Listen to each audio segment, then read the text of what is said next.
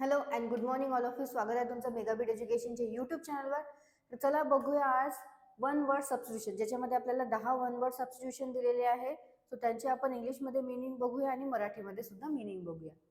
तर first word आहे आपला आजचा, तो आहे अल्ट्रुइस्टिक. ओके, काय आहे? ALTRUISTIC म्हणजे काय होते? अल्ट्रुइस्टिक. अल्ट्रुइस्टिकचं मिनिंग आहे सेल्फलेस, कन्सर्न फॉर अदर्स, म्हणजे ज्याला कन्सर्न असते दुसऱ्यांकरता, म्हणजे जो काय आहे निस्वार्थी आहे किंवा परहितदक्षक आहे, जो दुसऱ्यांचं हित बघतो त्याला म्हटलं जातं अल्ट्रुइस्टिक. आणखी काय होतं? जो परोपकारी आहे त्याला सुद्धा अल्ट्रुइस्टिक असं म्हटलं जातं. सो अल्ट्रुइस्टिक म्हणजे काय होते? तर जो सेल्फलेस आहे, ज्यांना दुसऱ्याबद्दल कन्सर्न असते, त्याला म्हटलं जातं अल्ट्रुइस्टिक. मराठीमध्ये याचा अर्थ होतो परहितदक्ष आणि निस्वार्थी आणि परोपकारी. तर अल्ट्रुइस्टिक म्हणजे होतं सेल्फलेस, कन्सर्न फॉर अदर, म्हणजेच परहितदक्ष, निस्वार्थी आणि परोपकारी. नेक्स्ट वर्ड आहे ॲम्बिडेक्स्टरस. AMBIDEXTROUS. ॲम्बिडेक्स्टरस. ॲम्बिडेक्स्टरसचं मिनिंग आहे able to use both hands equally well. म्हणजे जसं तुम्ही 3 इडियट्स मूवी पाहिलेला असेल, तर 3 इडियट्स मूवीमध्ये जो व्हायरस असतो, वीरुस रहस्यबुद्धे, ओके, जो की प्रोफेसर असतो, तो काय करतो? दोन्ही हाताने लिहितो. जो दोन्ही हाताचा वापर करून लिहितो किंवा काही पण काम करतो त्याला काय म्हटलं जातं? ॲम्बिडेक्स्टरस असं म्हटलं जातं. ओके, म्हणजेच काय होतं? Able to use both hands equally well, म्हणजेच दोन्ही हातांचा वापर जो करतो काही काम करण्यासाठी, लिहिण्यासाठी किंवा इतर दुसरे काम करण्यासाठी, त्याला म्हटलं जातं ॲम्बिडेक्स्टरस. सो मराठीमध्ये काय होतं? ॲम्बिडेक्स्टरस म्हणजे दोन्ही हातांचा वापर करणारा. जो दोन्ही हातांचा वापर करतो त्याला म्हटलं जातं ॲम्बिडेक्स्टरस. नेक्स्ट आहे anonymous. ANONYMOUS. Anonymous. So anonymous म्हणजे काय होतं? विदाउट अ नेम, म्हणजेच काय आहे? ज्याचं नाव गुपित आहे त्याला म्हटलं जातं अनॉनिमस. किंवा अज्ञात आहे त्याला सुद्धा म्हटलं जातं अनॉनिमस. तर मराठीमध्ये काय होतं? अनॉनिमस म्हणजे निनावी, अनामिक,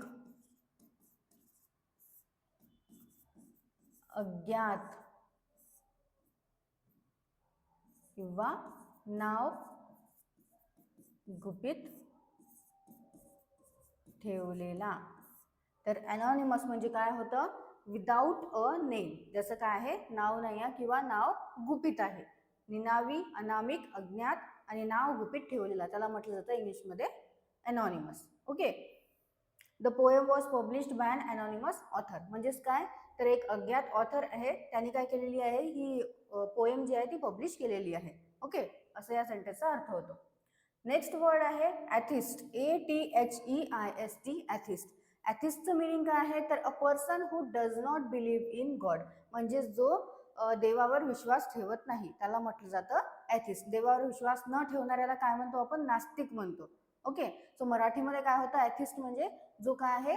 नास्तिक आहे, निईश्वरवादी आहे, त्याला सुद्धा आपण म्हणतो ॲथिस्ट. ओके, सो मराठीमध्ये ॲथिस्ट म्हणजे काय होतं? नास्तिक किंवा निरीश्वरवादी. तर ॲथिस्ट म्हणजे होतं a person who does not believe in God, जो देवांवर विश्वास ठेवत नाही, म्हणजे जो कोण आहे? नास्तिक आहे आणि निरीश्वरवादी आहे, त्याला म्हटलं जातं इंग्लिशमध्ये ॲथिस्ट. नेक्स्ट आहे ऑडियन्स. ऑडियन्स म्हणजे सगळ्यांनाच तुम्हाला माहिती आहे, अ ग्रुप ऑफ लिसनर्स जे असतात त्याला म्हटलं जातं ऑडियन्स. म्हणजेच काय आहे? श्रोते आहे किंवा दर्शक आहे. मराठीमध्ये श्रोते आणि दर्शक म्हणजे काय होतं? ऑडियन्स असं होतं इंग्लिशमध्ये. ओके, सो ऑडियन्स म्हणजे काय आहे? मराठीमध्ये त्याला काय म्हटलं जातं? श्रोते किंवा प्रेक्षक आणि दर्शक म्हणजे होतं ऑडियन्स. नेक्स्ट आहे बिब्लिओफिल. BIBLOPHILE. बिब्लिओफिल म्हणजे काय आहे बघू आपण आता. बिब्लिओफिलचं मिनिंग आहे lover of books. Lover of books म्हणजे कोण होतं? जो ग्रंथप्रेमी आहे त्याला म्हटलं जातं बिब्लिओफिल. ओके, लवर ऑफ बुक्स म्हणजे काय होतं? बिब्लिओफिल. आणि मराठीमध्ये बिब्लिओफिलला म्हटलं जातं ग्रंथप्रेमी. ज्यांना पुस्तकं आवडतात, पुस्तकांना संग्रह करायला आवडतं, पुस्तकांना वाचायला आवडतं, त्याला म्हटलं जातं बिब्लिओफिल. म्हणजे जो काय आहे? ग्रंथप्रेमी आहे. नेक्स्ट वर्ड आहे बायनियल. BIENNIAL. बायनियल म्हणजे काय आहे? Occurring every 2 years. म्हणजेच काय आहे की 2 वर्षात एकदा घडणारे जे असते, 2 वर्ष आहे, 2 वर्ष झाल्यानंतर एकदा घडतं, त्याला म्हटलं जातं बायनियल. ओके, सो बायनियल म्हणजे मराठीमध्ये काय होतं? द्विवार्षिक.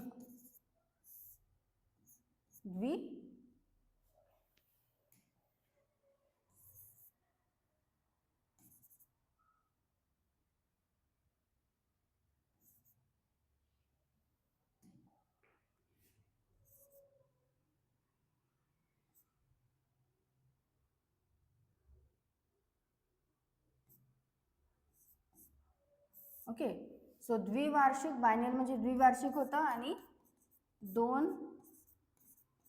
वर्षांनी एकदा घडणारे. ओके, सो बायनियल म्हणजे काय होतं? द्विवार्षिक आणि 2 वर्षांनी एकदा घडणारे. म्हणजेच काय? ऑकरिंग एव्हरी 2 इयर्स, त्याला म्हटलं जातं biennial. The conference is a biennial event. म्हणजे जी कॉन्फरन्स आहे ती काय आहे? 2 वर्षांनी एकदा घडणारा इव्हेंट आहे. नेक्स्ट वर्ड आहे बिगॅमी. BIGAMY. बिगॅमी. बिगॅमी म्हणजे होतं the act of marrying twice. The act of marrying twice म्हणजे काय होतं? तर एकाच वेळी 2 व्यक्तीशी लग्न करणे, त्याला म्हटलं जातं बिगॅमी. आणि मराठीमध्ये त्याला एक वर्ड आहे, काय म्हटलं जातं त्याला? द्विभार्यात्व. ओके, सो बिगॅमी म्हणजे काय होतं मराठीमध्ये? द्विभार्यात्व. आणि द्विभार्यात्व म्हणजे काय होतं? तर एकाच वेळी 2 व्यक्तीशी लग्न करणे. The act of marrying twice म्हणजेच होतं बिगॅमी, म्हणजेच द्विभार्यात्व. आणि द्विभार्यात्वाला काय म्हटलं जातं? एकाच वेळी 2 व्यक्तीशी लग्न करणे. नेक्स्ट वर्ड आहे ब्लास्फेमी. BLASPHEMY. ब्लास्फेमी. सो ब्लास्फेमीचं मिनिंग आहे speaking against God or religion. म्हणजे जो काय आहे?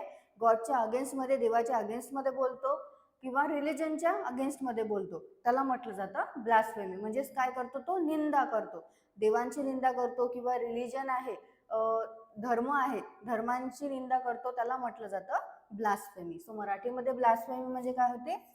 निंदा. आणि कशाची निंदा? ईश्वर निंदा.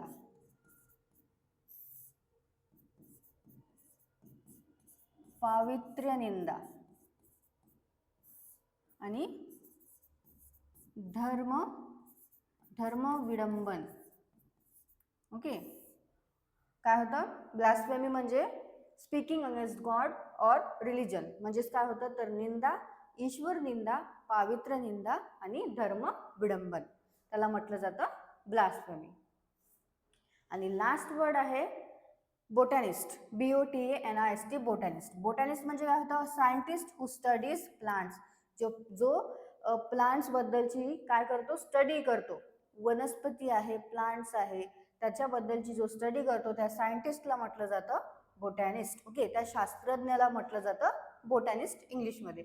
म्हणजेच काय होतं? बोटॅनिस्ट म्हणजे मराठीमध्ये वनस्पती शास्त्रज्ञ. ओके, जो प्लांट्स बद्दलची स्टडी करतो, त्या सायंटिस्टला, त्या शास्त्रज्ञाला इंग्लिशमध्ये म्हटलं जातं बोटॅनिस्ट. आणि मराठीमध्ये बोटॅनिस्टला म्हटलं जातं वनस्पती शास्त्रज्ञ. ओके, परत एकदा तुम्ही वाचून घ्या याची मीनिंग. तुम्ही स्वतःच्या मनाने या जे वर्ड्स आहेत त्याचे वर्ड्स घेऊन सेंटेन्सेस सुद्धा तयार करू शकता. फार इझी वर्ड्स होते आजचे. यांचे तुम्हाला सिनोनिम्स, अँटोनिम्स सुद्धा इझीच आहेत, पण जास्तीत जास्त त्यांचे सिनोनिम्स, अँटोनिम्स नाही आहेत. सो परत एकदा तुम्ही वाचून घ्या. जर तुम्हाला यांचे सिनोनिम्स अँटोनिम्स पाहिजे असेल तर तसं तुम्ही कमेंट बॉक्समध्ये सांगू शकता. मी तुम्हाला नेक्स्ट सेशनमध्ये यांचे सिनोनिम्स अँटोनिम्स सुद्धा सांगून देईल एकदा. ओके. आणि तुमच्या मनाने सेंटेन्सेस तयार करत चला, त्यामुळे तुम्हाला कळेल की कसं या सेंटेन्समध्ये वर्डला यूज करण्यात आलेला आहे. तर सेशन आवडलं असेल सेशन लाईक करा, चॅनलला सबस्क्राईब करा, तुमच्या फ्रेंड्सला शेअर करत चला. All the best all of friend. Thank you.